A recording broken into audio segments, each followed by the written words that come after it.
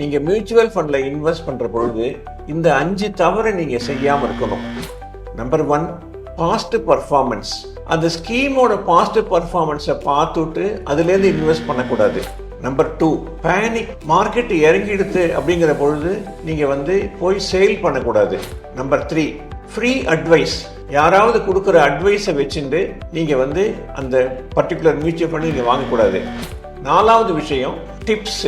யாராவது சொல்கிற டிப்ஸை வச்சுட்டு நீங்கள் அந்த ஒரு பர்டிகுலர் ஸ்கீமை நம்ம வாங்கக்கூடாது. 5வது பாயிண்ட்டு, லம்சம்மை எடுத்துன்னு போய் ஒரு ஷார்ட் டேர்ம் ஒரு 3 மந்த்ஸு 6 மந்த்ஸுக்கு போடக்கூடாது. மியூச்சுவல் ஃபண்டை பொறுத்த வரைக்கும் நீங்கள் எப்போ இன்வெஸ்ட் பண்ணினாலும் ஒரு 5லேருந்து 10 வருஷம் அந்த பணம் நமக்கு தேவையில்லை. அந்த பணத்திலேருந்து வர்ற ரிட்டர்ன்ஸ்னால நமக்கு எந்த விதமான அனுகூலங்களும் பிரதிகூலங்களும் நம்ம பார்க்கக்கூடாது. அப்படிங்கிற பொழுது ஒரு லாங் டேர்ம் மைண்டில் வச்சுட்டு நீங்கள் இன்வெஸ்ட் பண்ணினீங்கன்னா that will give you more returns than any other instrument. இது சம்பந்தமான விவரங்கள் நீங்கள் தெரிஞ்சுக்கிறதுக்கு இன்வெஸ்ட் வித் கேகேஆர் பேஜை லைக் பண்ணுங்க, ஃபாலோ பண்ணுங்க, share it with your friends.